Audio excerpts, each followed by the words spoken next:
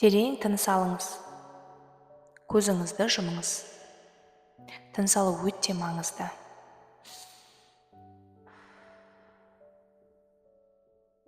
Мұрынмен тыныс аласыз, ауызбен шығарасыз. Өз қорқынышыңызды дауыстап айтыңызшы. Не заттан қорқасыз?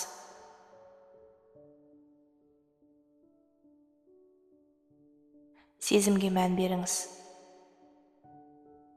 Осы қорқынышқа байланысты сезім денеңіздің қай жерінде тұр, қай жерінде байқалады? Сезініңіз. Тыныс алуды ұмытпаңыз.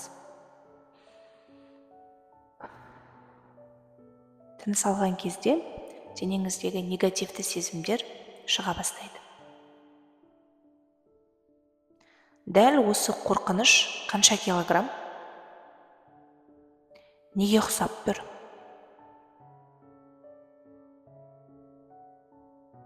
Осы қорқынышты мамаңыздан алдыңыз ба, әлде әкеңізден алдыңыз ба? Кім бірінші болып ойыңызға келді? Қорқынышты сіз я анадан, я әкеден аласыз. Соның есімін дауыстап айтыңыз. Мама, әке.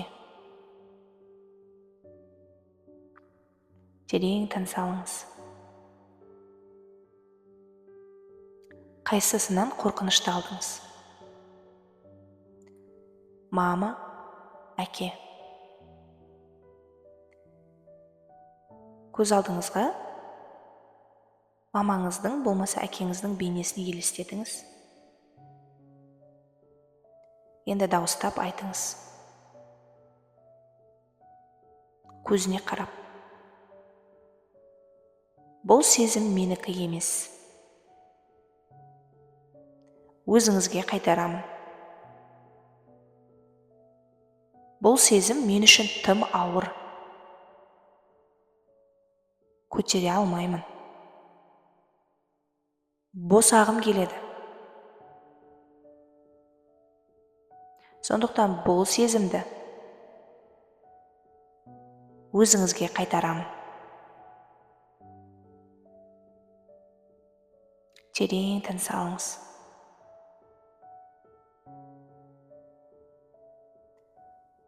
Мамаңыздың болмаса әкеңіздің өзіңіз елестетіп отырған көзіне қараңызшы. Ол қорқынышты ол кісі өзіне алды. Түсінді сізді.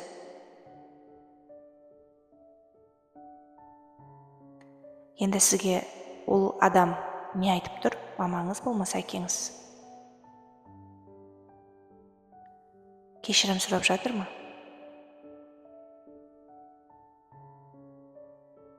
Сіздің қорқынышыңызды ол кісілер өздеріне қабылдап алды. Себебі ол қорқыныш сіздікі емес еді. Ол мамаңыздікі, болмаса әкеңіздікі. Ол кісілерге қайтарып бердіңіз. Терең тыныс алыңыз. Бойыңыздағы жеңілдікті сезініңіз. Жеңілдік, рахат сезімі. Себебі сіз өзіңізге тиесілі емес затты иесіне қайтардыңыз. Ол үлкен жеңілдік.